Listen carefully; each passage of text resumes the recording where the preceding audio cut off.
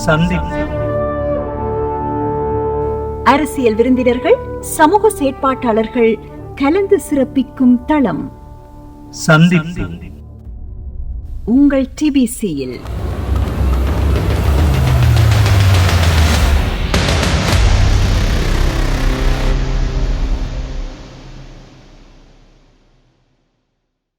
உலகமெங்கு வாழ்கின்ற தமிழ் பேசும் மக்கள் அனைவருக்கும் வணக்கம்.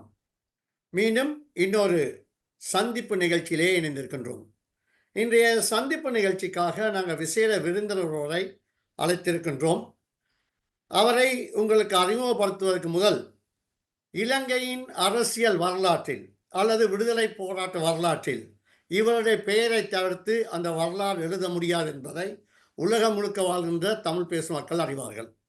அது மட்டுமல்லாமல் 1/4 நூற்றாண்டுக்கு மேலாக பாராளுமன்றத்திலே தமிழ் பிரதிநிதித்துவமாக இருந்து வருகின்ற முன்னாள் அமைச்சரும் ஈழ மக்கள் ஜனநாயக கட்சியின் செயலாளர் நாயகமான தோழர் டக்ளஸ் தேவானந்தா. வணக்கம் தோழர். வணக்கம் தோழர். உண்மையிலே நீங்கள் உங்களுக்கு சரியான வேலை பலருக்கு மத்தியில் நிகழ்ச்சியிலே கலந்து கொண்டதற்கு முதலாவது நன்றியை கூறிக்கொண்டு நிகழ்ச்சிக்குள் செல்வோம். இப்பொழுது இலங்கை அரசியலிலே பெரிய ஒரு சுனாமி அல்லது சூறாவளி அடித்து ஓங்கி இருக்கின்றது. பாரம்பரிய கட்சிகளான ஐக்கிய தேசிய கட்சி, ஸ்ரீலங்கா சுதந்திர கட்சி, பொதுஜன போன்ற கட்சிகள் அப்படியே அதே சூறாவளியுடன் அடுத்து சென்றிருக்கின்றன. அதே போன்று வடகிழக்கில் இருக்கின்ற தமிழ் கட்சிகளுக்கும் சில தாக்கங்கள் இருக்கின்றது. அதில் ஒரு பக்கம் உங்களுக்கும் இந்த தாக்கத்தை ஏற்படுத்தி இருக்கிறது. இந்த தேர்தல், ஜனாதிபதி தேர்தலை தொடர்ந்து இந்த பொது தேர்தலை பற்றி நீங்கள் எவ்வாறு பார்க்கின்றீர்கள்? வேலைப்பழக்களுக்கு மத்தியில் ஒரு சொற்பதத்தை பயன்படுத்தி இருக்கின்றீர்கள். ஆனால் தற்பொழுது என்னுடைய மண்டை ஒரு வெற்றிடமாக இருக்கின்றது என்று சொன்னால், நீண்ட காலமாக மண்டை தலை முழுக்க வேலைப்பழக்களோடு இருந்தன. இப்போ அது ஒரு வெற்றிடமாக இருக்கின்றது. அப்போ என்னுடைய கவலை என்னவென்று சொன்னால், என்னால் மக்களுக்கு தொடர்ந்து சேவை செய்ய முடியவில்லை, உதவ முடியவில்லை என்ற ஒரு கவலை ஒன்று எனக்கு இருக்கின்றது. ஆனால் அதே நேரத்தில் நீங்கள் சொன்னது போல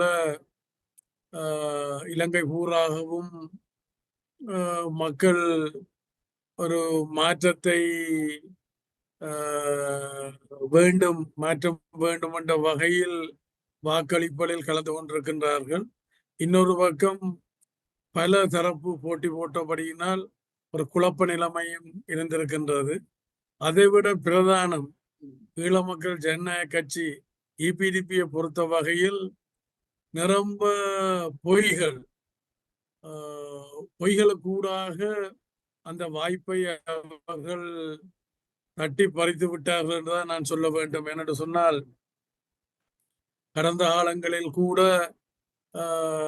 பல பொய்யான பிரச்சாரங்கள் மேற்கொள்ளப்பட்டாலும் இந்த கடைசியாக நடந்த இந்த தேர்தலில் பல மடங்கு அதிகமாக பொய் பிரச்சாரங்களை என் மீதும் கட்சி மீதும் பரப்பி விட்டார்கள்.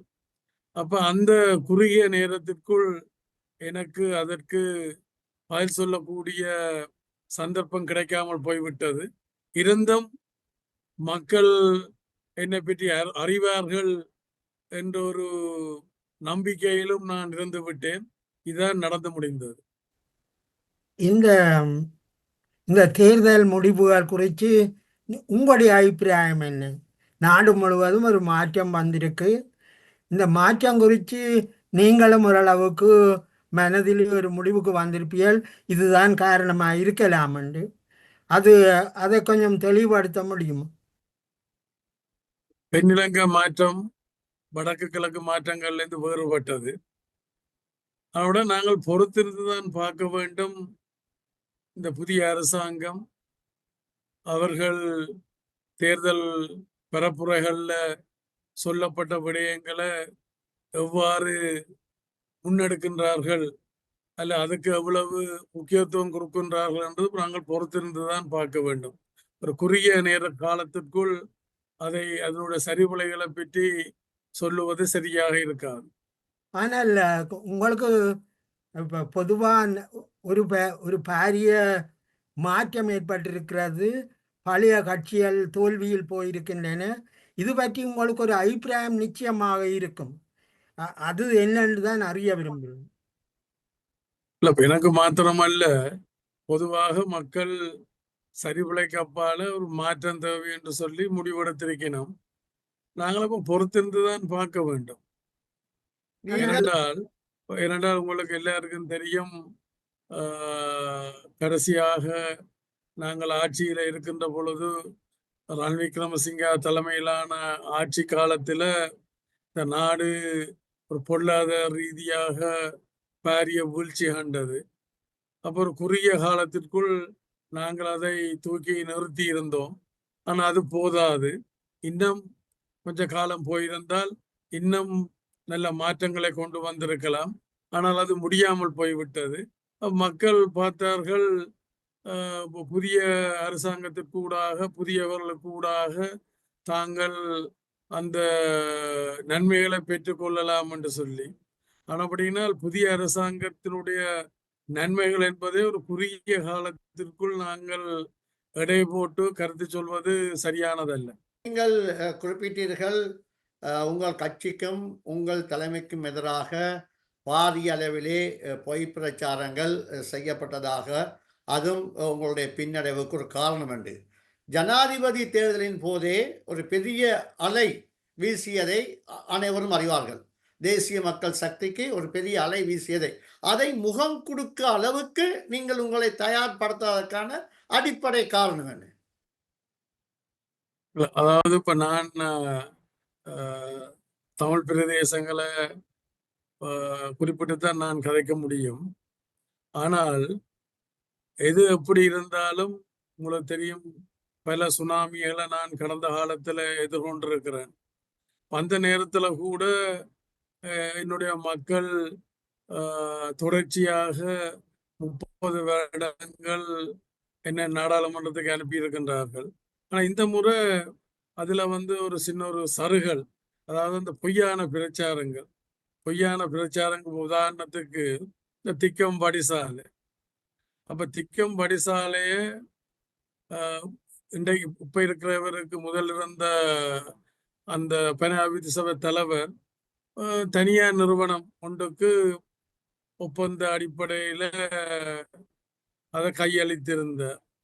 அப்ப நான் அதை தடுத்ததுக்கு காரணம் என்னென்று சொன்னால், நான் அன்றைக்கு ஆட்சியில் இருந்தபடியினால் அதை தடுத்ததுக்கு 2-3 காரணங்கள். ஒன்று, இந்த இந்த வருவாய் அந்த எங்களுடைய பிரதேச மக்களுக்கு சென்றடையாமல் அந்த முதலீட்டாளருக்கு அல்ல அவர் சார்ந்த பிரதேசங்களுக்கு அந்த லாபம் போகும். ஆனா இது எங்களுடைய மக்களுக்கு உரிய ஒரு லாபமாக இருக்க வேண்டும் என்று சொன்னால் அந்த சங்கங்கள் பல சமூக சேவைகள்ல ஈடுபட்டிருந்தது. அப்ப இங்க தனியாருக்கு அது போகுமா இருந்தால் அப்ப அந்த இது எங்களுடைய மக்களுக்கு கிடைக்காது. 2வது, இவர்கள் ஒரு பாரிய முதலீட்டுல ஒரு பெரிய ஒரு குதம் ஒன்றை ஆரம்பிக்க வழிகட்டது. அப்ப அவர்களுடைய அந்த குதத்துக்கு ஏற்ற வகையில தினமும் கல்லு கொடுக்கக்கூடிய நிலைமை எங்கட மக்கள்கிட்ட இல்லை. அப்ப என்ன செய்வார்கள் என்று சொன்னா ஸ்பிரிட்டை கலப்பார்கள். ஸ்பிரிட்டை கலந்த என்ன நடக்கும்? எங்களுடைய இயற்கை பானம்ன்றது இல்லாம போகும். அப்ப இதன் காரணமாகத்தான் நான் அதை தடுத்து வைத்திருந்தேன். ஆனா தற்போதுள்ள வந்தது, உதாரணத்துக்கு எனக்கு ஞாபகம் வந்ததில் ஒன்று சொல்றேன். அப்ப தற்போது வந்திருக்கிற அந்த தலைவர் என்று சொல்லப்படுகின்றவர் நான் தான் அதை வெளிநாட்டு அந்த கொழும்பு நிறுவனம் ஒன்றுக்கு கொடுப்பதற்கு முழு முயற்சி எடுத்தேன் என்று ஒரு பொய்யை பரப்பி இருக்கின்ற. சும்மா உதாரணத்துக்கு ஒன்று. இது போல கணக்கு நான் இப்ப நீதிமன்றம் செல்ல இருக்கின்ற படியினால் அந்த ஒவ்வொருவருடைய பேரையும் குறிப்பிட்டு அவர்கள் என்னென்ன சொன்னார்கள், இதான் என்னுடைய பதில் என்று நான் இப்ப சொல்ல விரும்பவில்லை. என்றால் நான் அவர்களுக்கு மான நஷ்ட வழக்கு கோரி 1000 கோடி கேட்டு வழக்கு போட இருக்கின்றேன். ஆனபடினால் இந்த நேரத்தில் நான் அதை பற்றி சொல்ல விரும்பவில்லை. இப்படி கணக்கு, அதாவது நிதி மோசடிகள் சம்பந்தமாக பல உண்மைக்கு புறம்பான பல இதுகளை ஒரு குறுகிய நேரத்துக்குள்ள இந்த சோசியல் மீடியான்னு சொல்லி சமூக வலைத்தளங்களுக்கு கூடாக பரவலாக பரப்பி விட்டுட்டேன். அடுத்தது, எப்படி என்ன நடந்தாலும் டக்ளஸ் தேவானந்தா வந்துடுவார் என்ற இது எல்லாரும் ஆளுங்கட்சியா இருக்கலாம், எதிர்கட்சியா இருக்கலாம், எனக்கு சாதகமான ஆக்களா இருக்கலாம், பாதகமான ஆக்களா இருக்கலாம். எல்லாருடைய அபிப்பிராயம் டக்ளஸ் தேவானந்தா எப்படியும் வெல்லுவார். அப்ப அந்த அந்த எண்ணத்துல இருந்து கொண்டு அவர்கள் வேற விதமாக நடந்து கொண்டபடியினாலும் என்னுடைய இந்த பின்னடைவு காரணம். எது எப்படி இருந்தும் என்னுடைய கவலை என்னென்று சொன்னால், என்னுடைய மக்களுக்கு உதவ முடியவில்லை என்பதுதான் என்னுடைய கவலையாக இருக்கின்றது. இது உங்களுடைய எங்களுடைய உங்களிடமிருந்து எதிர்பார்ப்பது, நீங்கள் ஒரு அரசியல் கட்சி என்னுடைய செயலாளர் ஒரு அரசியல் தோல்வி ஏற்பட்டிருப்பதாக நாங்கள் கருதுகிறோம். அதாவது இந்த இணக்க அரசியல் அல்லது இந்த அபிவிருத்தி அரசியல் தோல்வி அடைஞ்சிருப்பதாக தெரிகிறது. பொதுவாகவே கிழக்கு மாகாணத்திலும் சரி வடக்கு மாகாணத்திலும் சரி அரசாங்கத்தோடு இணைந்து பயணப்பட்ட கட்சிகளும் தோல்வி அடைஞ்சிருக்கின்றன. இது ஒரு அரசியல் தோல்வியாக நீங்க கருதலையோ? அதாவது உங்களுக்கு தெரியும், 90ஆம் ஆண்டு நாங்கள் ஆயுத போராட்டத்தை கைவிட்டு தேசிய நீரோட்டத்துல கலந்து கொள்கின்ற பொழுது 3 விடயங்களை முன்வைத்திருந்தேன். ஒன்று, தேசிய நீரோட்டத்துல கலந்து கொள்வது, நாடாளுமன்ற ஜனநாயகம், மற்ற தேசிய நல்லிணக்கத்திற்கு ஊடாகத்தான் எங்களுடைய பிரச்சனைகளை தீர்க்கலாம் என்பதை நான் முன்வைத்திருந்தேன். அந்த முன்னெடுப்பு கடந்த 30 வருடங்களாக எனக்கு கை கொடுத்து வந்தது. ஆனால் இந்த சருகல் என்பது சிலவேளை மக்கள் யோசிச்சிருக்கலாம், நாங்கள் ஏன் இவருக்கு ஊடாக நாங்கள் போக வேண்டும், நேரடியாக நாங்கள் அரசாங்கத்தோடு கலந்துரையாடுவோம் என்று சொல்லி தங்களுடைய உறுப்பினர்களை அவர்களும் தங்களுடைய உறுப்பினர்களை அனுப்பியிருக்கலாம். எது எப்படி இருந்தும் நான் சொல்லுகின்றது ஒரு பொய்யான பிரச்சாரம் தான் இதுகளுக்கு காரணமே ஒழிய நீங்க சொல்ற மாதிரியான ஒரு அரசியல் பின்னடைவு மட்டும் நான் அதை என்னால் ஏற்றுக்கொள்ள முடியாது. இந்த நிலைமையானது இப்பொழுது தேசிய மக்கள் சக்திக்கு குறிப்பாக யாழ் மாவட்டத்திலே 3 பாராளுமன்ற உறுப்பினர்களை தெரிவு செய்வது என்பது எதிர்காலத்தில் இதே நிலை தொடருமானால் ஒரு பாரிய பின்னடைவைத்தானே தமிழ் சமூகம் சந்திக்கும். அது தமிழ் சமூகம் யோசிக்க வேண்டிய, சிந்திக்க வேண்டிய விடயம். இருந்தாலும் அதான் நான் ஆரம்பத்திலேயே சொன்னேன், உடனடியாக இந்த அரசு எவ்வாறு செல்ல போகின்றது என்றது சொல்வதற்கு காலம் போதாது. இன்னும் ஒரு கொஞ்ச காலம் போய்க்குள்ள தெரியும், அதனுடைய சரி பல சாதக பாதகங்களை நாங்கள் அறிந்து கொள்ளலாம். அப்ப அந்த நேரத்துல அதை பற்றிய கருத்துக்களை நான் வெளிப்படையாக சொல்வதற்கு தயாராக இருக்கின்றேன். இதுல எனக்கு உங்களோட பதிலை அவதானிக்கும் போது நீங்கள் இந்த பாரிய மாற்றத்தை சம்பவம் மாதிரி புரிஞ்சு கொள்வதாக தெரிகிறது. ஆனால் நாட்டில ஊழலுக்கு எதிராக, அதிகார துஷ்பிரயோகத்துக்கு எதிராக, மற்றது நாடு பொருளாதார ரீதியாக வாங்குறோத்தின் நிலைமைக்கு போனதுக்கு காரணம் இந்த அதிகார வர்க்கம்தான் என்றது மக்கள் மனதில் ஏற்பட்டிருக்குது. இதை நீங்கள் சறுக்கலாக வர்ணிப்பதை பார்க்கும் பொழுது இது ஒரு தற்காலிக மாற்றம் என்றுதான் நினைக்கிறீர்கள். அதாவது வட இலங்கை, அதான் ஏற்கனவே நான் சொன்னது போல தென்னிலங்கையில் ஏற்படக்கூடிய மாற்றங்களும் வடக்கு கிழக்கில் ஏற்படக்கூடிய மாற்றங்களுக்கும் வேறுபாடு இருக்கு என்று நினைக்கின்றேன். அது ரெண்டையும் நாங்கள் ஒன்றுபடுத்த முடியாது என்று நினைக்கின்றேன். இங்கு இந்த பொய்யான பிரச்சாரம் மக்கள் மத்தியில் எடுபட்டு விட்டது என்றால், இப்ப நேற்றைக்கு நான் என்னுடைய கட்சி தலைமையகத்துல எங்களுடைய செயல்பாட்டாளர்களை எல்லாரோடையும் ஒரு கலந்துரையாடல் ஒன்றை நடத்தி இருந்தேன். அது என்னுடைய முகநூல்ல அது வெளிவந்திருக்கின்றது. 5 லட்சம் மக்களுக்கு, 5 லட்சம் பார்வையாளர்களுக்கு மேல அதை பார்த்திருக்கின்றார்கள். பெரும்பான்மையானவர்கள் ஒரு அனுதாபத்தையும், மற்றது இப்படி அதாவது மக்கள் மத்தியில இருக்கக்கூடிய இந்த ஒரு தவறான சிந்தனை போக்கை பற்றியும் சொல்லி இருந்தார்கள். ஒரு சிலர் வளமை போல சேரடிக்கிற மாதிரியும் அல்லது உண்மைக்கு புறம்பாகவும் அல்லது ஒரு காழ்ப்புணர்ச்சியிலையும் பலர் சொல்லியிருக்கின்றார்கள். ஆனா ஒரு 75-80 வீதத்துக்கு மேற்பட்ட பார்வையாளர்கள், கிட்டத்தட்ட 5 லட்சத்துக்கு மேற்பட்டவர்கள் இதுவரை பார்த்து கொண்டிருந்திருக்கிறார்கள். 5 லட்சத்துக்கு மேற்பட்டவர்கள் அதுல 75 வீதத்துக்கு மேல என்னுடைய உணர்வுகளுக்கு ஏற்ற வகையில தான் அந்த பதில்கள் வந்திருக்கிறதாக நான் உணரக்கூடிய மாதிரி இருக்கின்றது. கூறும் அந்த செய்தி எங்களுடைய செய்தியிலே இன்றைய இணைத்திருந்தோம். இன்றைய காலை செய்தியிலே அவற்றை நாங்கள் முன்னுரிமை கொடுத்து பகிர்ந்திருந்தோம். இந்த வேலை, அதாவது இப்போ எதிர்கால அரசியலை நீங்கள் எவ்வாறு முன்னெடுக்கப் போகிறீர்கள்? பெரிய எதிர் நீச்சலை போட வேண்டிய ஒரு சூழ்நிலையிலே இருக்கிறீர்கள். அதை எவ்வாறு முகம் கொடுப்பதற்கு நீங்கள் தயாராக இருக்கிறீர்கள்? எனக்கு இதல்ல முதல் சந்தர்ப்பம். ஏன்னா இதல்ல முதல் நிலைமை. இதுக்கு முதலும் நான் பல வகையான சவால்களை எதிர்கொண்டுதான் நான் தொடர்ச்சியாக என்னுடைய அரசியல் பயணத்துல சென்று கொண்டிருக்கின்றேன். அந்த வகையில நான் இதை ஒரு ஒரு ஒரு பெரிய ஒரு பாதிப்பாக என்னுடைய கவலையெல்லாம் மக்களுக்கு நான் தினமும் நூற்றுக்கணக்கான மக்கள் நேரிலேயோ தொலைபேசியிலேயோ என்னோட தொடர்பு கொண்டு தங்களுடைய பிரச்சனைகளை அணுகி கொண்டிருந்தார்கள்.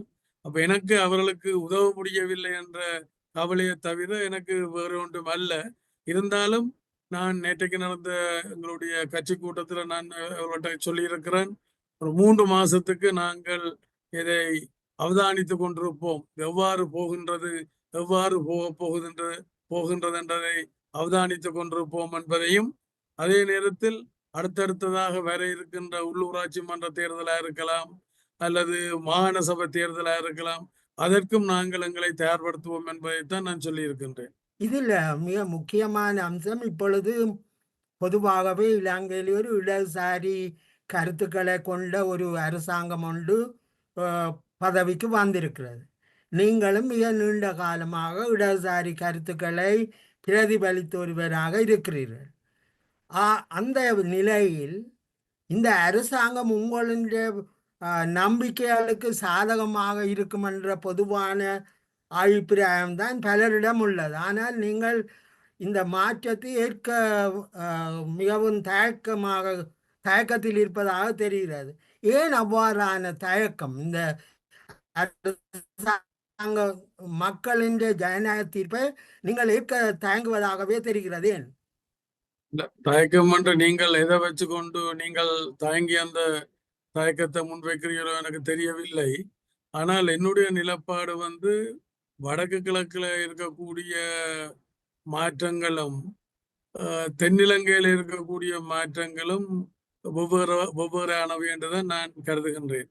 அடுத்தது, அந்த இடதுசாரி என்று சொல்லிக்கல உங்களுக்கு தெரியும், ஜேவிபி கட்சியினரும் ஆயுத போராட்டங்களுக்கு கூடாதான் நாடாளுமன்றம் சென்றவர். இபிடிபியும் ஆயுத போராட்டத்துக்கு கூடாதான் நாடாளுமன்றம் சென்றது. அது மாதிரி அவைகள் ஒரு இடதுசாரி பாரம்பரியத்தை கொண்டிருக்கின்றவர். நாங்கள் இடதுசாரி ஒரு பின்னணியில எங்கட செயல்பாடுகள் இருக்கின்றது. ஆனபடியால் அவர்களுக்கும் எனக்கும் இடையில அந்த புரிந்துணர்வு அதில் எல்லாம் இருந்தது, இல்லை என்று நான் சொல்ல வரே இல்லை. ஆனா சில மட்டங்கள்ல சில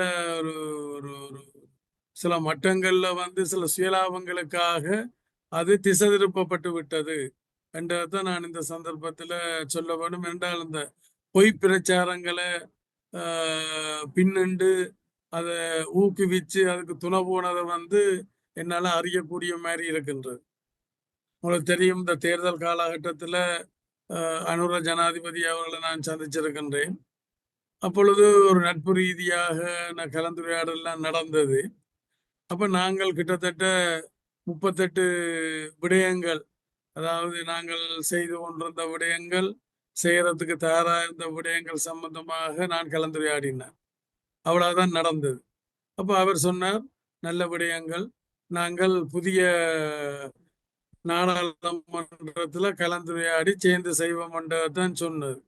ஆனால் இங்க அவருடைய பிரதிநிதிகள் என்று சொல்லப்படுகின்றவர்கள், நான் அமைச்சு பதவிக்கு அவர் இணங்கினதாக, நான் அமைச்சு பதவி கேட்டதாக எனக்கு அந்த எண்ணமும் இருக்க இல்லை. அப்படி எந்த பேச்சு, ஏன்னா தேர்தலுக்கு பிறகுதான் நாங்கள் அது முடிவெடுக்க முடியும். நாங்கள் ஆட்சியில இருந்து செயல்பட போறோமா, ஆட்சிக்கு வெளியிருந்து செயல்பட போறோமான்னு தேர்தல் முடிவுக்கு பிறகுதான் தெரியும். அப்படியெல்லாம் இது கேட்கல. கீழே இருக்கிற அந்த அந்த கட்சியில இருக்கக்கூடிய சிலரது ஒரு சுயலாப அரசியல் அந்த எண்ணத்தில் இருந்தோன்னா பொய்யான பிரச்சாரங்கள் எல்லாத்தையும் பரப்ப விட்டிருந்தார்கள்.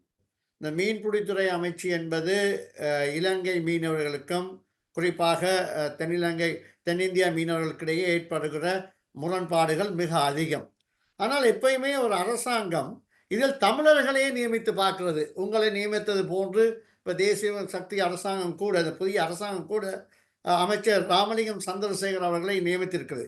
இது தமிழருடைய பிரச்சனை, அவர்கள் தீர்த்து கொள்ளட்டும் என்ற ஒரு ராஜதந்திர நடவடிக்கையில் இந்த அரசாங்கங்கள் நடக்கின்றன. இன்றைய அரசாங்கம் எந்த நோக்கத்துல அவரை நியமிச்சன்றதை பற்றி எனக்கு தெரியாது. ஆனா என்ன நியமிச்சது என்று சொன்னால், அந்த மக்களோட அந்த பிரச்சனைகளோட நான் கூட ஈடுபாடு கொண்ட நான், பரிச்சயம் கொண்ட நான் என்ற வகையில தான் எனக்கு அவர்கள் அந்த நேரத்தில் என்னுடைய தேசிய நல்லிணக்கம் கருதி அதை எனக்கு தந்தார். ஆனால் தற்போதைய புதிய அமைச்சராக நியமிக்கப்பட்டிருக்கிறவருக்கு ஏன் கொடுத்தார்கள் என்றது எனக்கு தெரியாது.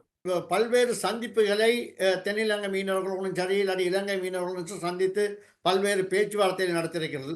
இது தொடர்பாக எதிர்காலத்திலே புதிய அமைச்சருடன் கலந்துரையாடி நீங்கள் கடந்த காலங்களில் நடந்த விடயங்களை பரிமாறிக்கொள்வதற்கான வாய்ப்புகள் எதுவும் இருக்கின்றதா? உடனடியாக இல்லாவிட்டாலும் காலப்போக்கில் தான் அதை தீர்மானிக்க முடியும். இருந்தாலும் நான் ஏற்கனவே இந்த தேர்தல் காலகட்டத்துக்குள்ள அனுர ஜனாதிபதியை சந்தித்த பொழுது பிரதானமாக நான் கதைச்ச அந்த 38 விடயங்கள்ல அதுவும் உண்டு. அதாவது போன 29ஆம் தேதி, போன மாதம் 29ஆம் தேதி இலங்கை அரசுக்கும் இந்திய அரசுக்கும் அது தொடர்பான ஒரு பேச்சுவார்த்தை நடக்க இருந்தது. அப்ப அந்த பேச்சுவார்த்தையில எங்களோட மக்கள் எதிர்கொள்ளுகின்ற பிரச்சனைகள் என்ன என்பது சம்பந்தமாகவும் நான் அவருக்கு விளக்கியிருந்தேன், புதிய ஜனாதிபதிக்கு. அந்த வகையில எழுத்துல கூட நான் அவருக்கு கொடுத்திருந்தேன். அப்படியான ஒரு தேவை ஏற்படும் பட்சத்தில், அதாவது இப்ப மக்கள் இந்த புதிய அரசாங்கத்துக்கு வாக்களிச்சிருக்கின்றார்கள், நாங்கள் பொறுத்திருந்து தான் பார்க்க வேண்டும்.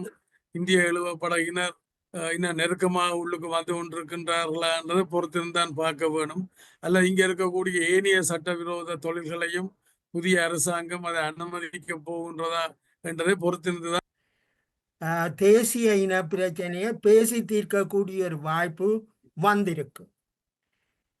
உங்களை போல நீண்ட காலம் பாராளுமன்ற உறுப்பினராகவும் அரசாங்கத்தில் அமைச்சர் பதவியையும் வகித்த நீங்கள் இந்த ஜனநாயக உரிமைகளை பேசி தீர்க்கிற நிலைமை வந்திருக்கிற சூழல்ல உங்களோட பங்களிப்பு எவ்வாறு இருக்கு? நீங்கள் உங்களுடைய மனதில் ஏதாவது ஒரு எண்ணம் உதிச்சிருக்கும், இந்த 5 வருட காலம் இந்த அரசாங்கம் இருக்க போகுது, ஒரு பலமான அரசாங்கமாக இருக்குது, தமிழ் மக்களுடைய ஜனநாயக உரிமைகள் சம்பந்தமாக பேசி தீர்க்கக்கூடிய ஒரு சூழல் வந்திருக்கு. இந்த சூழல்ல உங்களோட பங்களிப்பு எவ்வாறு இருக்கும்?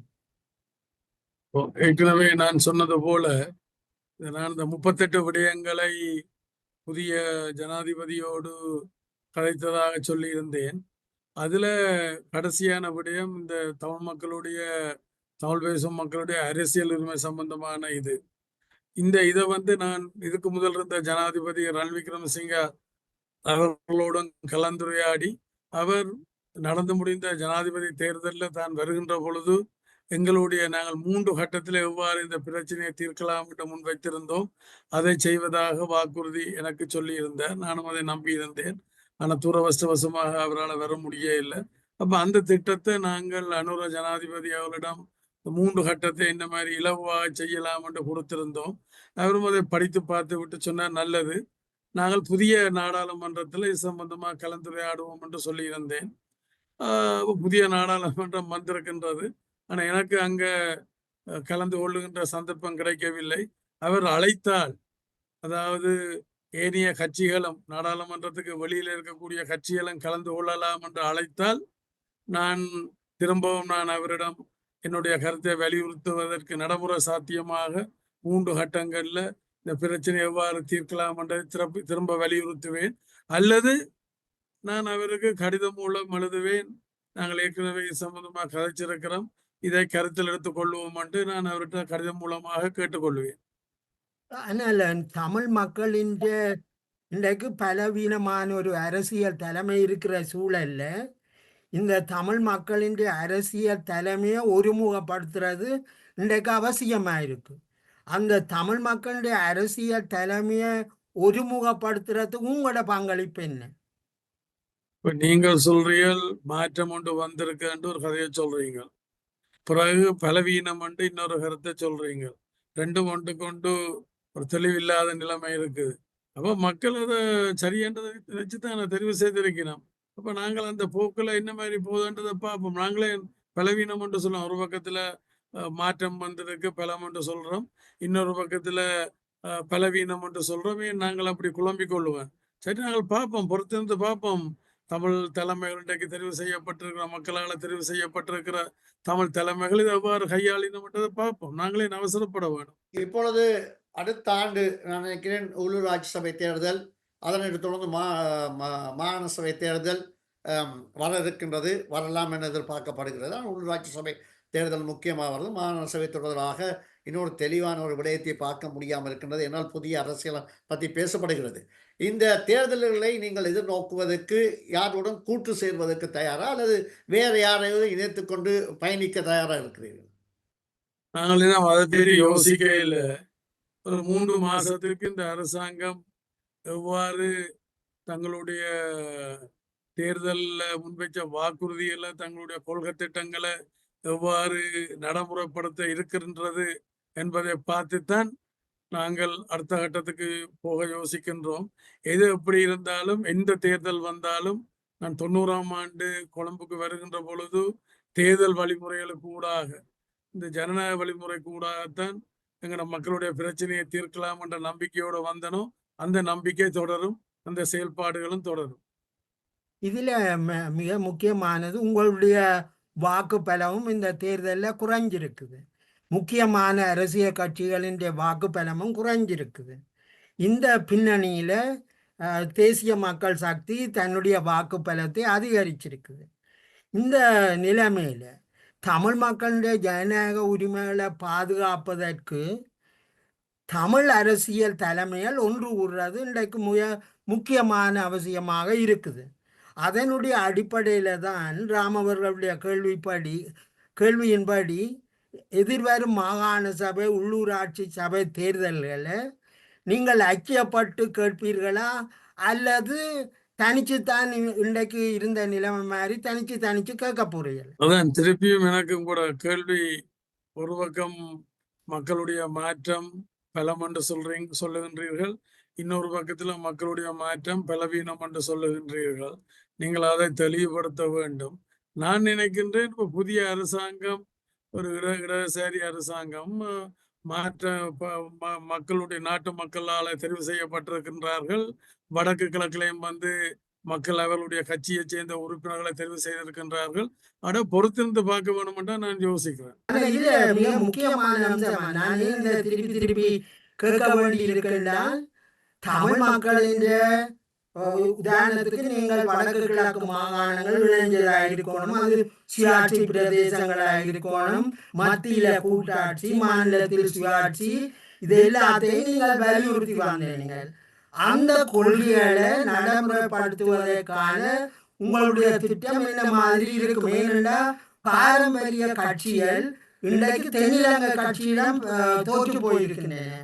இந்த நிலைமையில தமிழ் மக்களுடைய ஜனநாயக உரிமைகளை தமிழ் மக்களுடைய தலைமைகள் பாதுகாக்க சிங்கள பேரினவாதம் பலமாக இருக்கிற இந்த சூழல்ல தமிழ் அரசியல் தலைமைகள் உண்டாட்சி ஏற்படுறது அவசியம். அந்த அடிப்படையில் நான் கேட்கிறேன். உங்களோட கேள்வி எல்லாம் என்னென்று தெரியல எனக்கு. குழப்பி உங்களோட கேள்விகள் வேற மாதிரி நான் யோசிக்கிறேன். கொண்டு கூட இதுல ஒரு திருத்தம் என்னன்னு சொன்னால், நான் சொன்னது மத்தியில கூட்டாட்சி, மாநிலத்துல சுயாட்சி என்றது. நான் வடக்கு கிழக்கு இணைப்பை பற்றி முந்தி கதைச்சேன். ஆனால் நான் இடையில அதை அடக்கி வாசிக்கிறேன். ஏனென்றால் அது மக்கள்லாம் தீர்மானிக்க வேணும். வடக்கு கிழக்கு இணைகிறதா இல்லையான்றது மக்கள் தீர்மானிக்க வேணும். வடக்குல கிழக்குல இருக்கிற மக்கள் தீர்மானிக்க வேணும். ஆனா மத்தியில கூட்டாட்சி, மாநிலத்துல சுயாட்சி என்றதுதான் என்னுடைய இது. சமஸ்தி என்ற சொற்பதத்தை கூட நான் பாவிக்க விரும்பவில்லை. ஏனென்றால் சமஷ்டி என்று சொன்னால் சிங்கள மக்களுக்கு பிசாசை பார்க்குற மாதிரி, ஒற்றையாட்சி என்று சொன்னால் தமிழ் மக்களுக்கு பேயை பார்க்குற மாதிரி. அப்போ அந்த சொற்பதம் விடுபடாது. மத்தியில கூட்டாட்சி, மாநிலத்தில் சுயாட்சி. அடுத்தது, நீங்கள் இந்த அரசாங்கம் ஒரு இடதுசாரி பாரம்பரியத்தில் வந்தது, ஒரு முற்போக்கு அரசாங்கம், மக்கள் எல்லாம் மாற்றம் தேவை என்று சொல்லி அவர்களை தெரிவு செய்திருக்கணும் என்றெல்லாம் நீங்கள் ஒரு பக்கம் சொல்லிக்கொண்டு, இன்னொரு பக்கம் அவர்கள் என்னென்று தமிழ் மக்களுக்கு விரோதமாக போக முடியும்? நீங்கள் அவர்கள் விரோதமா போகணும் என்று எதிர்பார்க்கிறீங்களா? ஏன்னா இந்த வடக்கு கிழக்கு மக்கள் முந்தி என்னையும் சரி அங்கே ராமநாதனையும் தெரிவு செய்த வைப்போமே. ஆனா இன்றைக்கு நேரடியாக யாழ்ப்பாணத்துல 3-4 பேர், வவுனியாவில் கிழக்குல எல்லாம் தெரிவு செய்திருக்கணும். அப்ப அப்படி இருக்கைக்கு நாங்களே அந்த ஒரு சந்தர்ப்பத்தை அவையில கொடுக்க கூடாது. அது இந்த பிரச்சனை எந்த அளவு கையாளினோம்டே நாங்களே எனக்கு போய் குழப்ப வேணும். ஏன் நீங்கள் அப்படி யோசிக்க கூடாது? நீங்கள் 25 வருஷ கால அரசாங்கத்தில் அங்கம் வகித்த நீங்கள் முக்கியமான ஒரு அரசியல் கட்சியின் தலைவர். இந்த கட்சியால் என்ன செய்யும் என்று செய்யும் வரையும் காத்து கொண்டிருக்கிறதோ, அல்லாட்டி ஒரு பாரிய மாற்றம் நடந்திருக்குது. 5 வருஷ காலம் இந்த அரசாங்கம் நீடிச்சு நிற்க போது சிங்கள பகுதியில் இருக்கிற ஒரு அரசியல் கட்சி தமிழ் பிரதேசங்களில் அதிகாரத்தை கைப்பற்றி இருக்கு. இது தமிழ் மக்களின் அரசியல் உரிமைகளை, ஜனநாயக உரிமைகளை தருமான்றது தெளிவில்லை. இந்த நிலைமையில 3 மாத காலத்தில் எந்த மாற்றமும் வரப்போற இல்லை. நீங்கள் ஒரு அரசியல் கட்சியின் தலைவருன்ற வகையில உங்களுக்கு ஒரு தூர பார்வை இருக்கும். அது என்னன்னு தான் அறிய விரும்புகிறேன். உங்களோட கொள்கையிலே ஒரு குழப்பம் இருக்கிற மாதிரி கிடக்கு, இல்ல முரண்பாடு இருக்கிற மாதிரி கிடக்குது இடதுசாரிகள் சம்பந்தமா ஒரு பக்கம். 2வது, மஹிந்த ராஜபக்சனுடைய ஆட்சியில யுத்தத்துக்கு பிறகு 2010க்கு பிறகு 3-2 பெரும்பான்மை எடுத்திருந்த நேரத்துல அன்றைக்கு அதுல சில ஒரு முக்கியஸ்தர் இந்த 13வது திருத்த சட்டத்தை முற்றுமுழுதாக இல்லாமல் பண்றதுக்கு அல்லது இன்னும் அதிகாரங்களை குறைக்கிறதுக்கு ஒரு முயற்சி ஒன்று மேற்கொள்ளப்பட்டது. அப்ப இபிடிபி, ஈழ மக்கள் ஜனநாயக கட்சி 52 பேர்ட்ட கையெழுத்து, அரசாங்கத்தை சேர்ந்த 52 பேர்ட்ட கையெழுத்து எடுத்து நாங்கள் என்னென்று சொன்னால் அதை கொண்டு வர முடியாது, அப்படி கொண்டால் நாங்கள் 3-2க்கு இடமளிக்க மாட்டோம் என்று சொல்லி அதை நான் செய்விச்சேன். அன்றைக்கு ஒரு 15 வருஷம் இருக்கும் மட்டும் நினைக்கிறேன். அப்ப எனக்கு அன்றைக்கு நாடாளுமன்றத்துல 3 பேர் இருந்தவ. பட் எங்களுடைய நல்லெண்ணங்கள், எங்களுடைய தேசிய நல்லிணக்கத்தை பயன்படுத்தி நான் அதை செய்தேன். கடந்த காலத்துல தேசிய நல்லிணக்கத்தை கூட கன விடயங்களை நான் சாதிச்சிருக்கிறேன். அதுக்கு ஒரு பெரிய ஒரு பட்டியல் இருக்குது, ரொம்ப பெரிய ஒரு பட்டியல். நான் மறந்தது மறக்காதுன்றெல்லாம் சொல்லி ரொம்ப பட்டியல் இருக்கு. இப்ப நேற்றைக்கு கூட ஒரு முக்கியமான அதிகாரி எனக்கு சொன்னார், இங்க யாழ்ப்பாணத்துல முக்கியமான அதிகாரி எனக்கு ஒரு செய்தி போட்டிருந்தார். 96ஆம் ஆண்டு பெருதேனியாவில் நடக்க இருந்த ஒரு சோதனை ஒன்றை நான் அன்றைக்கு அரசாங்கத்தோட கதைச்சு அதை யாழ்ப்பாணத்துல வச்சு நான் வடக்கு மாநிலத்துல வச்சினான் என்று சொல்லி ஒரு பெருமையை சொல்லி தாங்கள் அதை எப்பயும் மறக்க மாட்டோம் என்று சொல்லி. உண்மையா நான் அதை மறந்து போனேன். அப்ப நடந்து சொன்னேன். அது மாதிரி கணக்கு. இப்ப நான் என்ன சொல்றேன்னா, நாங்களே அவசரப்பட வேணும். இது இடதுசாரி பாரம்பரிய கட்சி, மக்கள் அதுக்கு ஆணை கொடுத்திருக்கணும். தனியா தென்னிலங்கையில மாத்திரம் ஆணை கொடுக்கையில வடக்கு கிழக்கிலையும் தமிழ் மக்களை பின்னத்தப்படுத்தக்கூடிய ஆக்களை தெரிவு செய்திருக்கணும். ஏன் நாங்கள் அவர்களுக்கு ஒரு சந்தர்ப்பம் கொடுக்க கூடாது? சில வேளை நீங்கள் சொல்ற இந்த 3 மாதம் என்றது காணாமல் இருக்கலாம், அல்லது குறுகிய காலமா கூட இருக்கலாம். நான் நினைக்கிறேன் என்று சொன்னா இவங்களுக்கு ஒரு சந்தர்ப்பம் நாங்கள் கொடுத்து பார்ப்போம். மக்களும் அதை உணரத்தானே வேணும். இப்ப டக்ளஸ் சிவானந்தா ஒரு நாள்ல இத்தனை மணித்தியால மக்களுக்காண்டி உழைச்சிருக்கிறார். அவர் 3 ஆணாக்களை முன் வச்சிருக்கிறார். முதலாவதான மக்களுடைய அன்றாட பிரச்சனைகளுக்கான தீர்வு, 2வதான மக்களுடைய அபிவிருத்திக்கான தீர்வு, 3வதான மக்களுடைய அரசியல் உரிமைக்கான தீர்வு. இந்த 3லையும் டக்ளஸ் சிவானந்தா தெளிவாகத்தான் இருந்திருக்கிறார், அதுல உறுதியாகத்தான் இருந்திருக்கிறார். அது தென்னிலங்கை அரசாங்கங்களுக்கும் தெரியும். ஏன் இப்ப இருக்கிற அனுர ஜனாதிபதியை கூட தெரியும். நான் முந்தைய ஒரு கதை ஒன்று சொன்னேன், முழுக்க இப்ப சொல்ல விரும்ப ஒரு சீனாவுக்கு போன இடத்துல சம்பந்தன் ஐயா எல்லாம் இருக்கைகள ஒரு சம்பவத்தை பற்றி கூட நான் உங்களுக்கு எல்லாம் சொல்லி இருப்பேன். சரி, அதை இன்னொரு சந்தர்ப்பத்துல அதை சொல்லலாம். நான் என்ன சொல்றேன் என்றால், இவர்களுக்கு நாங்கள் ஏதோ சந்தர்ப்பத்தை கொடுப்போம். தமிழ் மக்கள் தெரிவு செய்திருக்கணும் தானே. தமிழ் மக்கள் தங்களுடைய பிரதிநிதியால கடந்த காலத்துல நான் அங்கே தான் 2 பேர் அரசாங்கத்தோட இருந்தார்கள் என்று வச்சுக்கொள்வோமே. இன்றைக்கு அதுக்கு புறம்பாக இன்னும் மக்கள் கூட தெரிவு செய்திருக்கிறோம் தானே, வாக்களிச்சிருக்கிறோம் தானே, அனுரா ஜனாதிபதிக்கு தாங்கள் முழு ஆதரவு என்று சொல்லி இருக்கிறோம். நாங்களே அதை குழப்பம் வேணும். நீங்களே அதை குழப்பறதுக்கு இப்படி சொல்ல பாக்குறீங்க. கிட்டத்தட்ட நிகழ்ச்சியின் நிறைவுக்கு வந்திருக்கின்றோம். பொதுவாக உங்களுடைய இந்த தேர்தல் பின்னடைவுக்கு உங்களுடைய முக்கிய அமைப்பாளர்கள், அரசியல் செயற்பாட்டாளர்கள், கட்சி உறுப்பினர்கள் மிக ஒரு விரக்தியான நிலையில் இருந்ததாக முகநூல் வழியாக அல்லது சமூக ஊடகங்கள் வழியாக பேசுவதை காணக்கூடியதாக இருந்தது. அப்படி ஒரு நிலை கட்சிக்குள் இருந்ததா? அப்படி என்றால் இது ஏன் ஏற்பட்டது? தோல்விக்கு பிறகு, தோல்விக்கு முதலா, அதாவது பின்னடைவுக்கு முதலா, பின்னடைவுக்கு பிறகு, தேர்தலுக்கு முன், தேர்தல் நடைபெற்றுக் கொண்டிருக்க வேலை அப்படி இருந்த மாதிரி எனக்கு தெரிய இல்லை. மற்ற நாங்களும் ஒரு ஜனநாயக கட்சி, ஒரு இயக்கம் இல்லத்தானே, ஒரு ஜனநாயக கட்சி. ஒரு ஜனநாயக கட்சிக்குள்ள பல விதமான கருத்துக்கள் இருக்கும். ஆனா இங்க இபிடிபியை பொறுத்தவரையில ஜனநாயக மத்தியஸ்தத்தை அது பின்பற்ற கட்சி. ஆனா அது ஒரு பிரச்சனையாக இல்லை. ஆனா ஏனைய கட்சிகளுக்கு இருக்கக்கூடிய வீட்டுக்கு வீடு வாசல் படி என்பது போல எல்லா கட்சிகளுக்கும் இடையில பெரிய கட்சியோ, சின்ன கட்சியோ, தென்னிலங்கை கட்சியோ, வடக்கு கிழக்கு இலங்கை கட்சியோ, எல்லா கட்சிகளுக்கும் பிரச்சனை இருக்கு. அது மாதிரி இபிடிபிக்கெல்லாம் இருக்கும். ஆனா இபிடிபிக்குள்ள இருக்கக்கூடிய பிரச்சனையை தீர்க்கிறதுக்கு அவையில் ஒரு பொறிமுறை வச்சிருக்கணும். என்ன பொறிமுறை? விமர்சனம், சுய விமர்சனம், பெரும்பான்மைக்கு சிறுபான்மை கட்டுப்படுறது, மற்ற ஜனநாயக மத்தியஸ்துவம், இதெல்லாம் கொண்டுதான் நாங்கள் செயல்படுறோம். ஆனா விட எங்கட கட்சிக்குள்ள அது ஒரு பிரச்சனையே அல்ல.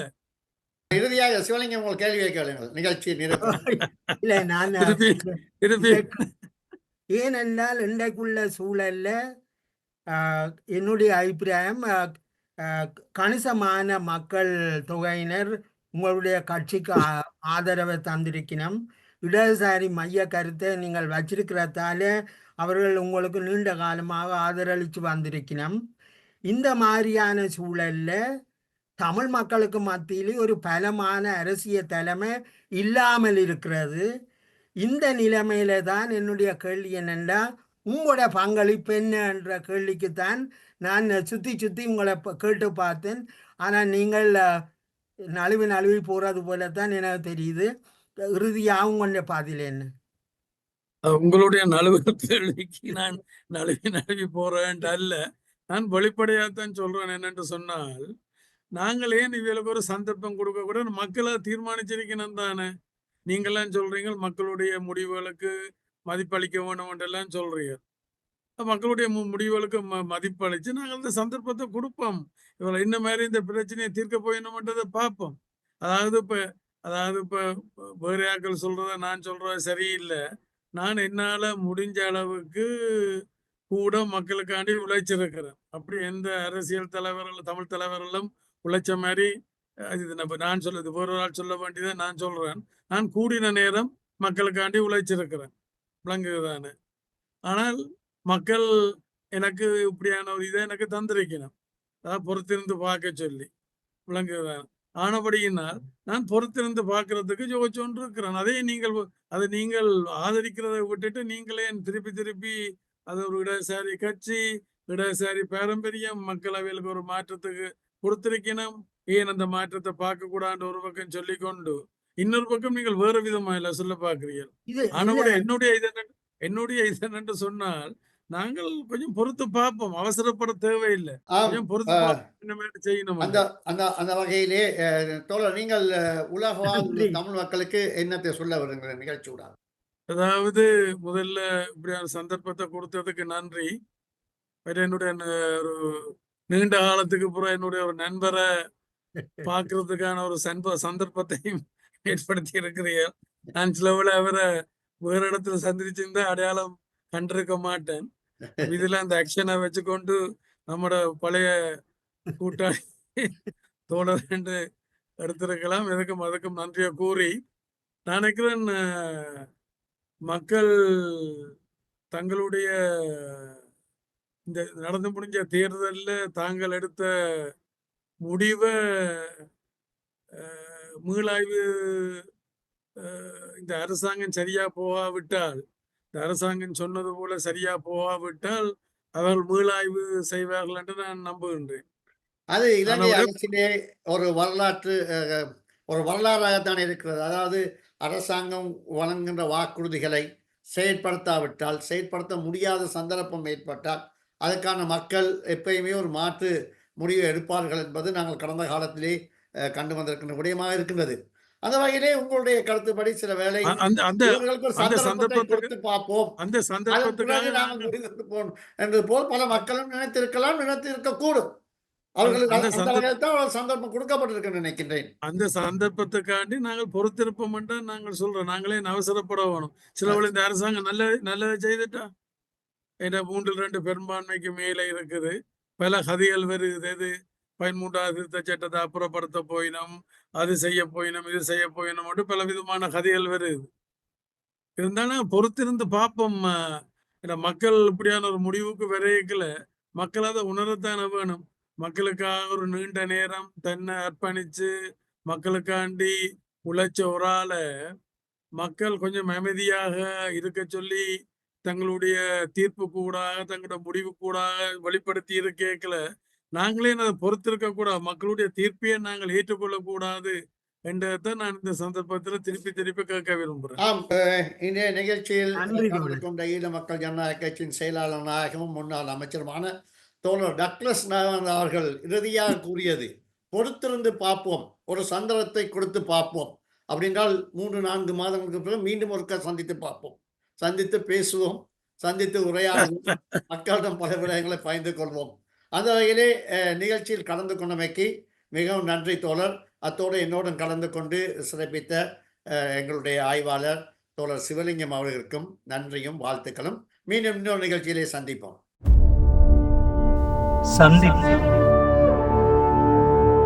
அரசியல் விருந்தினர்கள், சமூக செயற்பாட்டாளர்கள் கலந்து சிறப்பிக்கும் தளம் சந்திப்பு உங்கள் டிபிசியில்.